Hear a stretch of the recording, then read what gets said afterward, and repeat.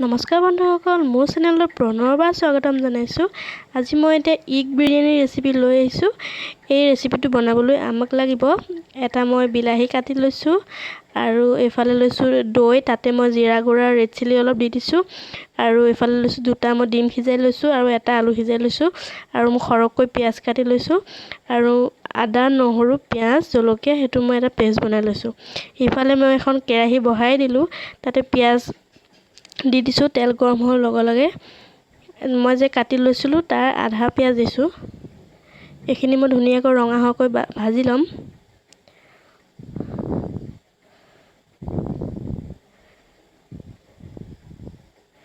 এইখিনি মই ধুনীয়াকৈ ভাজি থাকিম।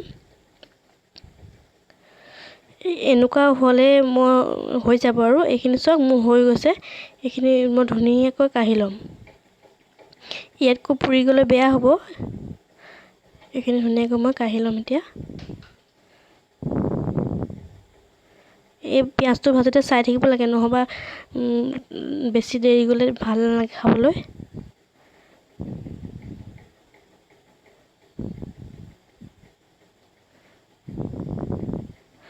আৰু এইখিনি মই কাঢ়ি ল'লোঁ আৰু সেই একেখন তেলত এখন কেৰাহীতে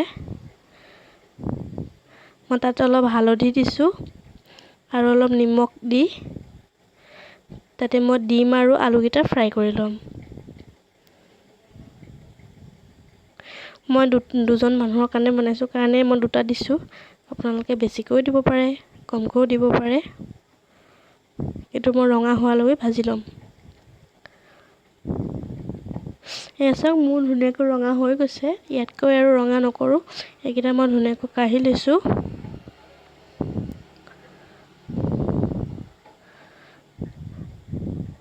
কাঢ়ি লোৱা হৈ গ'ল আৰু এই একেখন কেৰাহীতে মই সেই একে তেলতে মই অলপ দিছোঁ দুটা শুকান জলকীয়া আৰু অলপ লং ইলাচি আৰু ইয়াতে দিছোঁ মই পিঁয়াজখিনি দি মই ভালদৰে লৰাই ল'ম। এইখিনিও মই ভালকৈ ৰঙা হোৱালৈকে ভাজি ল'ব লাগিব। এইখিনি মোৰ ৰঙা হোৱালৈ ভাজি হৈ গ'ল। আৰু ইয়াতে দিছোঁ মই যে পিচি লৈছিলোঁ আদা, নহৰু, পিঁয়াজ, জলকীয়া পেষ্টটো ইয়াতে মই দি দিছোঁ। আৰু এইখিনি মই ভালদৰে ভাজি ল'ব লাগিব কেঁচা গোন্ধটো নোযোৱালৈকে। ইয়াতে মই বিলাহীটো যে কাটি লৈছিলোঁ সেইটো দি দিছোঁ।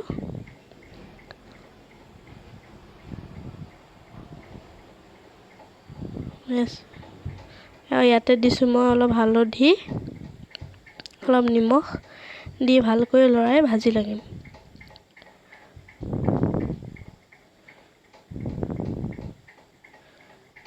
এইখিনি চব ভজা হৈছে আৰু তাতে মই ৰাখি থোৱা দৈ আৰু জিৰা গুড়া দিছিলোঁ তাত আৰু অকণমান ৰেড চিলি দিছিলোঁ। সেইখিনি দি মই ভালদৰে ভাজি ল'ম।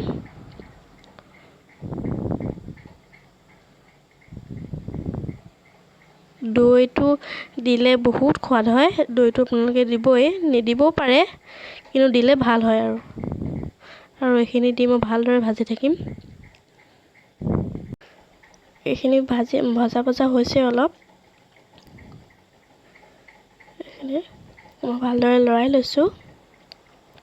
এতিয়া মই এখন ঢাকন মাৰি দিম আৰু অলপ সিজিবলৈ দিম।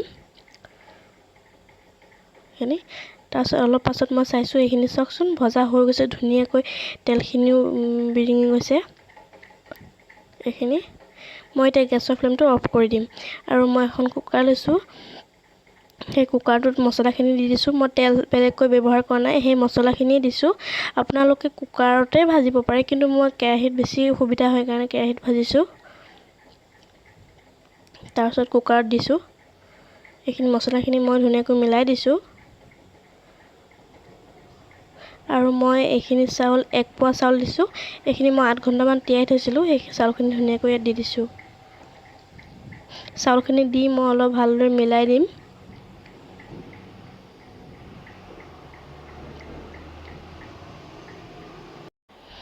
এইখিনি লৰাই লৈ পিনে মই ইয়াতে পানী দি দিম। পানী আপোনালোকে জোখমতে দিব, ইমান বেছিকৈ নিদিব। আপোনালোকে জোখতকৈ অলপ কম দিব, তেতিয়া মানে ধুনীয়াকৈ হৈ যায়। নহ'বা বেছি সিজি যোৱা নিচিনা লাগে। এইখিনি মই অলপ লৰাই দিছোঁ। আৰু মই ইয়াতে ফ্ৰাই কৰি লোৱা আলু আৰু ডিমকেইটা দি দিম আৰু ফ্ৰাই কৰি লোৱা পিঁয়াজখিনিও দি দিম। পিঁয়াজখিনি দি মই ধুনীয়াকৈ মিলাই দিছোঁ চাৰিওফালে। এইখিনি দি এতিয়া মই অলপ ঘিউ দি দিছোঁ। ইয়াতে 1 চামুচ ঘিউ দি দিছোঁ। ঘিউটো দিলে খাবলৈ খুব সোৱাদ হয়। ঘিউখিনি দিয়াৰ পিছত মই এতিয়া কুকাৰৰ ঢাকন মাৰি এটা হুইচেল অহালৈকে ৰাখি দিম। এটাই হুইচেল মাৰিব আপোনালোকে। আৰু এইখিনি চাওকচোন, মোৰ হুইচেল খোলাৰ পাছত কিমান ধুনীয়া হৈছে। আৰু এইখিনি চাওক কিমান ধুনীয়া হৈছে দেখাত। আৰু মোৰ চেনেলটো প্লিজ ছাবস্ক্ৰাইব কৰি দিব, লাইক কৰিব, কমেণ্ট কৰিব আৰু নতুন নতুন ভিডিঅ' আপোনালোকলৈ আগবঢ়াই থাকিম। এই ৰেচিপিটো আপোনালোকে এবাৰ বনাই খাবই, কিন্তু বহুত ভাল লাগে। আজিলৈ আহিছোঁ তেন্তে, ধন্যবাদ।